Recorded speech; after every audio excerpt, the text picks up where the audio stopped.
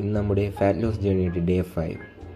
So രാവിലെ എണീച്ച് നമ്മൾ വെയിറ്റ് ചെക്ക് ചെയ്ത് വെയിറ്റ് 70 ആയി. വെയിറ്റ് നന്നായിട്ട് കുറയാനുണ്ട്. ആപ്സ് വിസിബിളായി തുടങ്ങി. അതിനുശേഷം പ്രീ വർക്കൗട്ടായിട്ട് കുറച്ച് ഡേറ്റ്സ് കഴിച്ചു. ഒരു 5-6 കഴിച്ചു. എന്നിട്ട് ഡയറക്റ്റ് ജിമ്മിൽ പോയി ചെസ്റ്റ് ഡേ ആയിരുന്നു.